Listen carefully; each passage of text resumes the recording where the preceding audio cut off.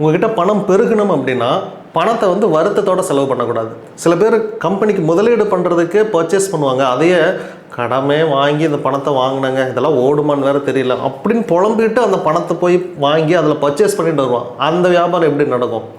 எல்லாத்தையும் விற்கிறேன், ஒரு மாதத்துக்குள்ளே மொத்தத்தையும் சரக்கு காலி பண்ணுறேன், எப்போ ஏற்பட்டாவது விற்றுருவேன், எங்கே கொண்டு போயாவது விற்றுருவேன் அப்படின்னு அந்த பாசிட்டிவாக நினச்சி அந்த பணத்தை செலவு பண்ணி பாருங்கள். நிச்சயமாக வியாபாரம் செழிக்கும்.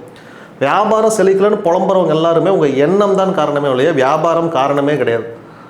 ரோட்டு கடை போடுறவங்க கூட பொழைச்சிட்டு தான் இருக்கான். மினிமம் ஒரு நாளைக்கு 3000 ரூபா சம்பாதிக்கணும். நல்ல ப்ராடக்ட் இருக்கிறீங்க, உங்களால் விற்க முடியலன்னா நீ வருத்தத்தோட செலவு பண்ணுறீங்க. ஐயோ காசே கையை விட்டு போகுதுன்னு சொல்லுவாங்களே, அப்படி யாருக்கு கொடுத்தாலும் புலம்பிகிட்டே கொடுத்தீங்க அப்படின்னா பணம் உங்ககிட்ட திரும்ப வந்து ஒட்டாது.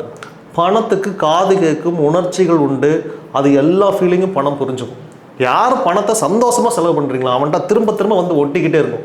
அதை தான் சொல்லுவாங்க இறக்குற கை ஊறும் அப்படிம்பாங்க. நான் நிறைய பேர் அப்படி பார்த்துருக்கேன். அனாவசியமாக செலவு பண்ணுறவங்ககிட்ட பணம் புழங்கிக்கிட்டே இருக்கும்.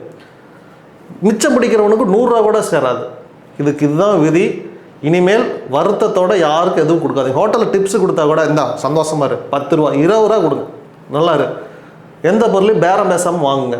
இதெல்லாம் ஒரு 3 மாத காலம் பண்ணி பாருங்கள். உங்கள் வாழ்க்கை தரம் கண்டிப்பாக மாறும். கேளக்கே சித்தர் நமோ நமக.